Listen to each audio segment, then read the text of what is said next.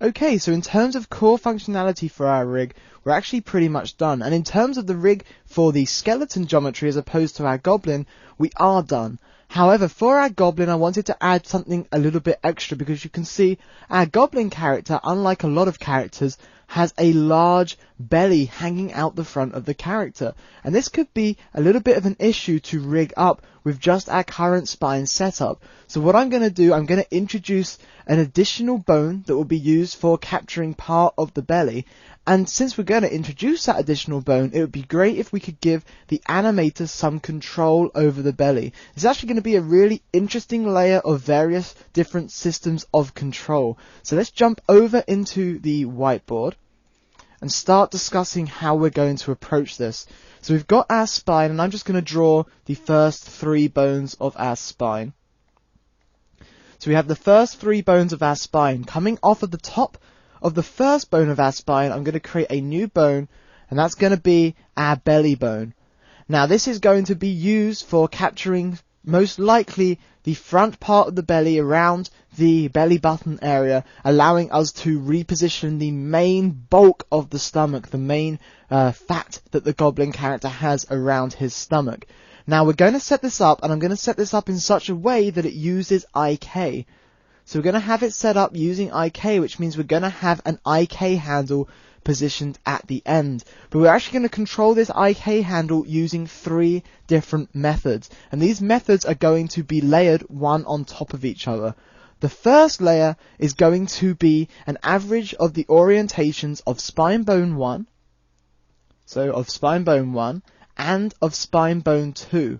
That means if our spine was to be straight, then our bone would most likely be around horizontal, if not slightly lower.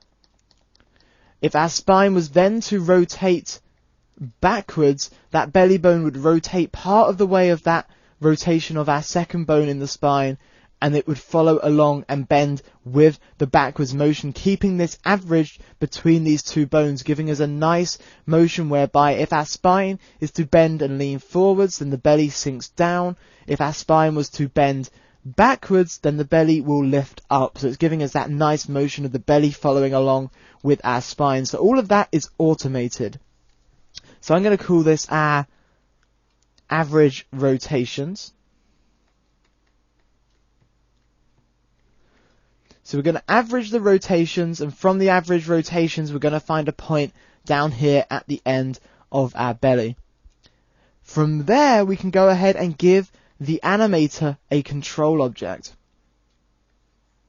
So if we give the animator a control, that means now after that average orientations, let's make that an O, after that average orientation, after the average rotations, the animator can come in and they can work with a circular control that they can actually move in 2 axes, basically parallel to our belly, if you will, and that will allow them to from there offset the aim of our belly. If they move this, that will actually be offsetting the IK handle such that our belly too will move based on the animator's motion. This is going to work a bit like those spine controls that we set up, where if we linearly interpolate, that will keep whatever manual setup was created, but then from there we can tweak the manual setup.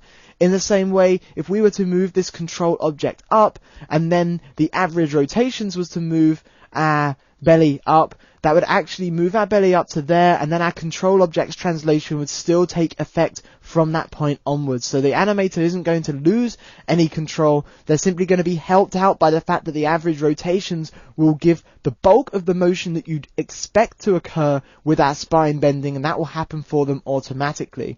So they're going to have that control object. That's going to give them the ability to come in and work with the belly if they want to, and give it that extra bit of life and give it that extra bit of control.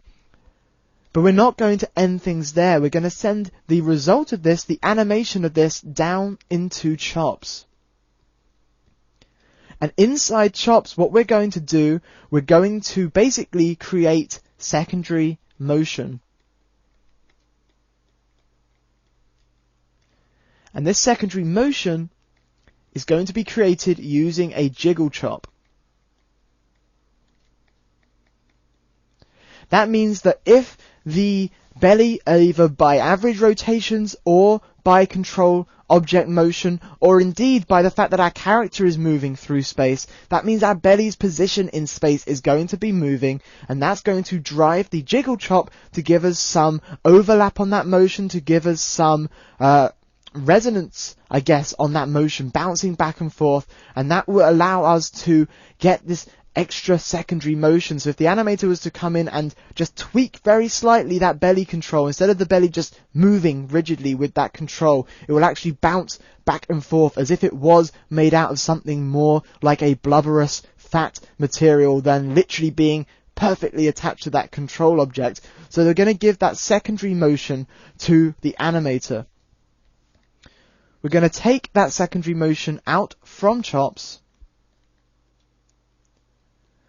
and we're going to wire that in to the final aim target of our belly. So this will be the belly aim target. And this is the IK handle for our bone. So you can see that we average rotations, we then provide an animator control, we then feed this down into chops where we can create secondary motion, and then from there we have a final driven aim target for that IK being used on that initial bone. So we're giving the layers of control that have some automation, then animator control comes in, and then further automation after that point.